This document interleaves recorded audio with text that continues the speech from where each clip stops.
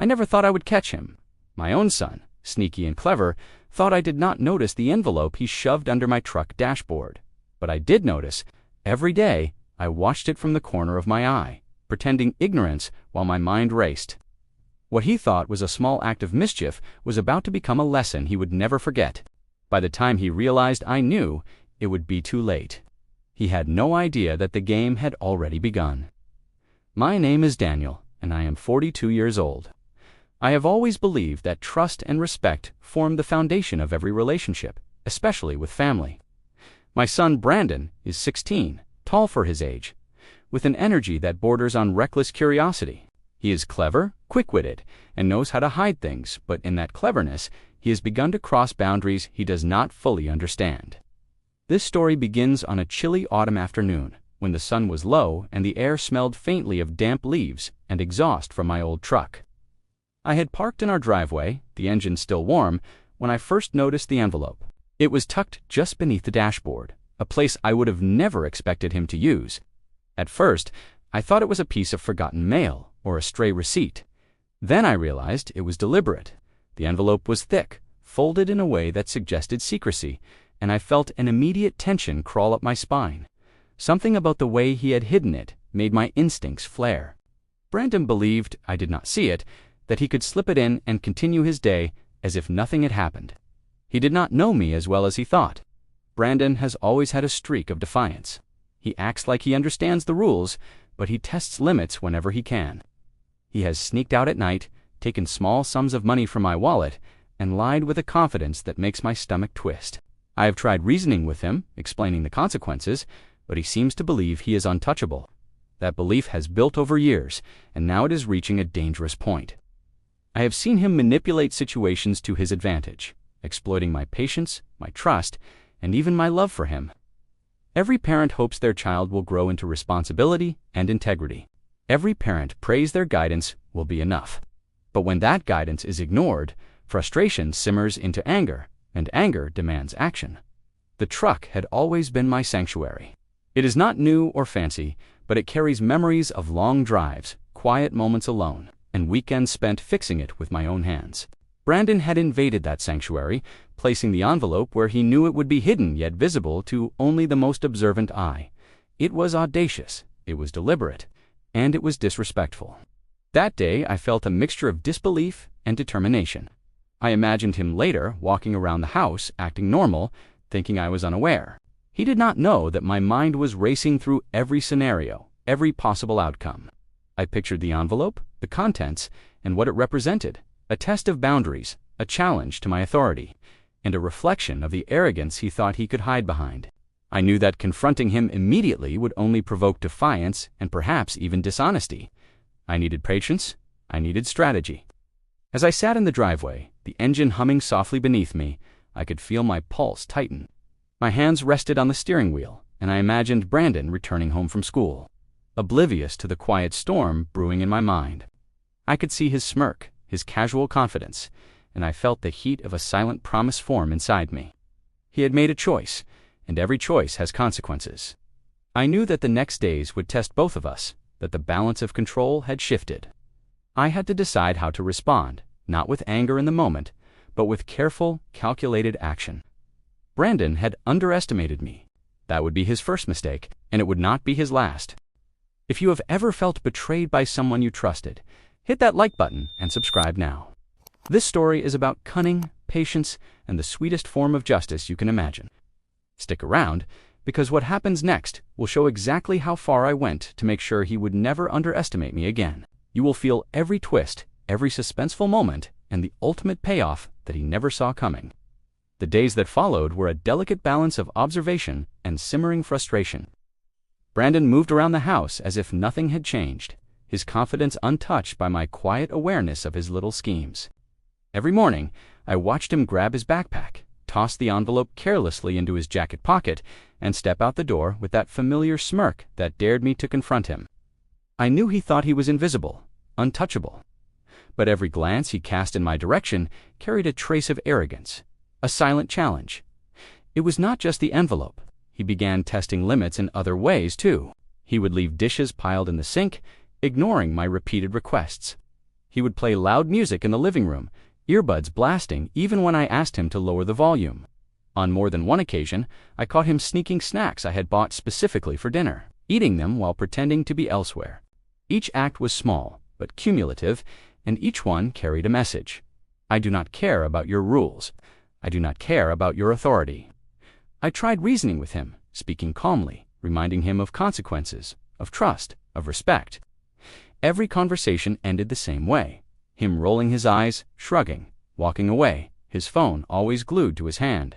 I felt the heat of frustration building a tight knot in my chest that refused to loosen. I could feel the patience I had cultivated over years slipping like sand through my fingers. I knew that if I reacted in anger, he would have won. He would have turned my frustration into proof that I was unreasonable, that my authority was weak. That thought alone made my blood boil. One evening, I found the envelope again, this time peeking out from beneath the couch cushions, where he had tossed it carelessly after school. My hands itched to grab it, tear it open, and confront him, but I restrained myself. I knew that revealing my knowledge too soon would destroy the advantage I had been building silently. I had to let him continue to watch, to reveal more of his audacity.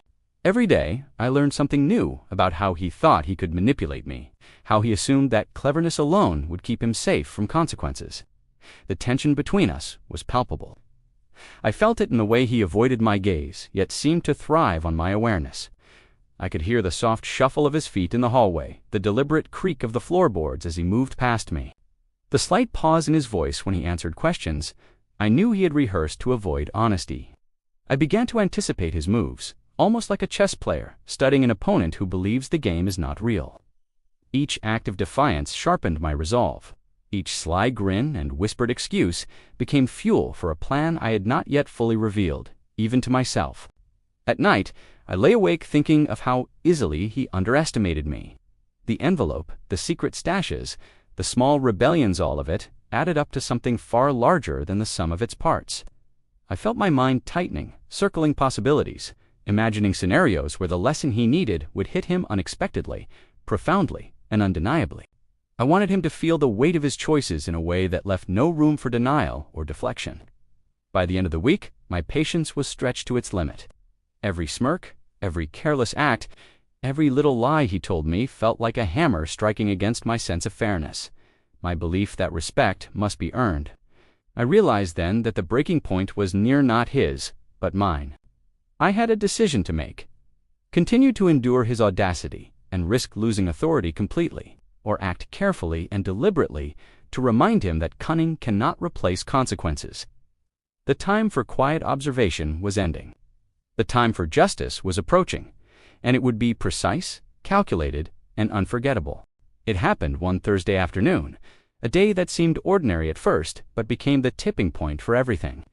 I had come home from work, exhausted from a long day, looking forward to a quiet moment in my truck. The envelope was gone from the dashboard, and I immediately felt the familiar prickle of irritation. Brandon was nowhere in sight, probably holed up in his room, headphones on, pretending the house belonged to someone else. I opened the door to the kitchen, and there it was, a small pile of crumbs on the counter where he had snuck snacks again. I felt my chest tighten. I tried to breathe slowly, telling myself to remain calm, but the tension coiled tighter with every shallow breath. I felt a flash of anger, sharp and hot, like a whip against my skin. It was in that instant I realized that patience alone would not teach him the lesson he needed. He needed a reckoning. He needed to understand, in a way that could not be ignored, that his actions have consequences. I sank into a chair, my hands gripping the edges as my mind raced. I replayed every slight, every disrespect, every cunning little trick he had pulled over the past weeks. I felt the full weight of betrayal, not the betrayal of a friend or stranger, but the betrayal of trust from someone I loved most. It was not anger alone. It was the sting of disbelief, the sharp ache of frustration that comes when someone you care about pushes the boundaries you have spent years establishing. I realized that a confrontation in the moment, a shouting match, or a punishment driven by immediate emotion would accomplish nothing. He would see it as weakness or overreaction. No, this had to be precise, calculated, like setting a trap with the perfect timing so that every move he had made would lead him directly into the lesson he refused to learn. I needed him to understand that cleverness cannot replace respect, that arrogance cannot hide consequences, that mischief has limits, and those limits are not negotiable. I began mapping everything in my mind, mentally replaying the small victories he had accumulated for himself, the envelope, the snacks, the sneaky movements, the smirks. Each one became a piece of the puzzle. Each one pointed to a plan that was starting to take shape in my head. I would need patience, observation, and timing. I would need to allow him to reveal his own patterns, to give me the information I needed to execute the perfect lesson. And I knew, deep in my chest, that the satisfaction of this justice would not come from anger, but from the precision of the plan itself. I closed my eyes and pictured the sequence of events. I imagined him walking into the house, confident and unaware, oblivious to the fact that his actions were leading him directly into a moment of reckoning. I felt a shiver of anticipation, not cruelty, but the calm satisfaction that comes from knowing that fairness, however delayed, will prevail. I realized then that the moment I had been waiting for, when frustration, observation, and planning converged, had arrived. This was no longer about small annoyances or trivial mischief. It was about establishing boundaries, about teaching a lesson that would leave a permanent imprint. I knew I could not rush it. Every step had to be calculated. Every movement had to be deliberate. One wrong decision, one sign of impatience, and the lesson would be lost, along with the sense of control and authority I had been cultivating for years. Sitting there in the quiet hum of the evening, I felt the last remnants of doubt fall away. I had reached my breaking point, not in the sense of losing control, but in the sense of realizing that action was necessary. I was ready to observe, ready to plan, ready to execute. The envelope was more than paper. It was a symbol, a challenge, a spark that ignited the fire of strategy and determination. And I knew, with absolute certainty, that when this plan came to fruition, Brandon would never underestimate me again. The plan began quietly, the way all effective plans do. No announcements, no dramatic gestures, just patience and timing. I decided the first step was to let Brandon believe he was still in control. That illusion was necessary. Confidence makes people careless, and carelessness creates opportunity. I started by moving the envelope, not taking it, not opening it, just shifting it slightly, enough for him to notice, but not enough to confirm anything. I placed it deeper under the dashboard, tucked behind a loose panel he had never used before. When he climbed into the truck the next morning, I watched from the kitchen window. His body stiffened. His eyes darted around. He searched quickly, then more carefully. I saw the tension settle into his shoulders. That was my first confirmation. The hook was set. At dinner that night, he was quieter than usual. His fork scraped against the plate, his movements slower, more deliberate. He kept glancing at me, trying to read my face. I gave him nothing. Calm, neutral, unbothered. Inside, my heart was pounding, but I kept my breathing slow and steady. Silence is powerful when someone expects confrontation. The next phase was pressure. Subtle pressure. I began mentioning small things casually. "You seem distracted lately," I said one afternoon while he stood near the door. He froze for half a second. "Just tired," he replied. I nodded and went back to what I was doing. No accusation, no explanation. Just enough to remind him that I was watching. Each day I changed something small. A drawer slightly out of place. His jacket moved from the chair to the closet. His backpack placed in a different corner than where he left it. I never touched the envelope again. I wanted his mind to spiral on its own. Confusion is more effective than confrontation. By the fourth day, he was unraveling. His confidence was gone. He flinched when I entered a room. He checked his pockets more often. He avoided eye contact. The same boy who once walked with a smirk now moved like someone carrying a secret too heavy to hide. That was when I knew it was time. I waited until Friday evening when he would expect nothing. The house was quiet. The lights were low. I sat at the kitchen table, hands folded, breathing steady. When he walked in, he stopped. The air changed immediately. He felt it. "Sit down," I said calmly. His eyes widened. Slowly, he pulled out the chair. The sound of it scraping the floor felt louder than it should have. He sat stiffly, his hands gripping the edges of the seat. "I know about the envelope," I said. The words hit him like a physical blow. His face drained of color. His mouth opened, then closed. No excuse came out. I leaned forward slightly. Do not lie. This moment is not for lies. Tears filled his eyes. His shoulders slumped. The act was over. The game was finished. I reached into my pocket and placed the envelope on the table between us. His breathing quickened. He stared at it like it was a weapon. You thought you were invisible, I said quietly. You thought cleverness meant power. His voice shook. I did not mean for it to go this far.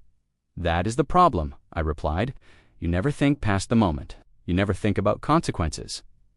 I slid the envelope toward him. Open it. His hands trembled as he did. Inside was everything. The notes he wrote, the money he took, the proof of his actions. I had documented everything. Dates, times. He realized in that instant that this was not a reaction. It was a reckoning. I watched, I continued, I waited, I learned. You taught me exactly how you think. He broke down then, not loudly, not dramatically, just quiet, shaking sobs, the kind that come when arrogance collapses. This is your lesson, I said. Not punishment, not anger, awareness. You are not as hidden as you believe. And you are not beyond accountability. The silence afterward was heavy, powerful, final. I stood, leaving him with the truth and the weight of it. The plan had worked, not through force, not through fear, but through precision. And in that moment, I knew he would never see me as someone to outsmart again. The moment arrived on Saturday morning, crisp and quiet, the kind of morning where even the air seems to hold its breath. I had spent the night thinking about how to conclude the plan, how to transform weeks of observation and patience into a moment he would never forget. Brandon had gone to sleep late, exhausted from school and video games, still unaware that his carefully built illusion of control was collapsing around him. I waited until he stirred, the first light of dawn spilling through his blinds, painting his room in pale gold. I walked to his door slowly, the floorboards creaking softly under my weight. He shifted in bed, eyes half closed, a smirk of innocence on his face that made my pulse quicken. I almost smiled. Almost, Brandon, I said firmly, my voice calm even. He blinked, trying to process my tone, trying to search for the usual anger he would expect from me. There was none, just certainty. He swung his legs over the edge of the bed, and I saw the hesitation in his movements. That hesitation was my first taste of triumph. It is subtle, small, but unmistakable. I let it linger. Come with me, I said. He followed silently, his body tense. I led him to the truck, parked as usual, gleaming softly in the early sunlight. I opened the door and gestured toward the dashboard. Look inside, I said. His eyes widened. The envelope was back where he thought he had hidden it, but this time it was impossible to ignore. I had added a few extra details: overnight photographs, notes, a small recording device that captured his sneaky movements over the past week. Everything he thought was hidden, exposed. Every smirk, every small theft, every casual deception documented and displayed. He swallowed hard, his lips trembling. His eyes darted between the evidence and me, realization dawning slowly, painfully. I watched everything, I said quietly. I let you believe you were clever.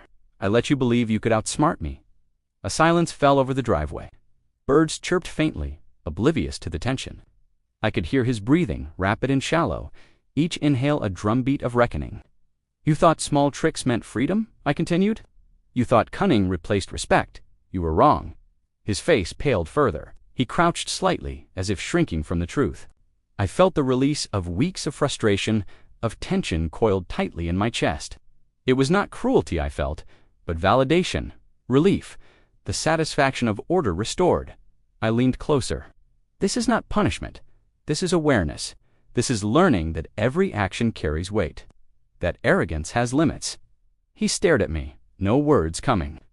I could see the humiliation etched across his face, the recognition that the balance had shifted.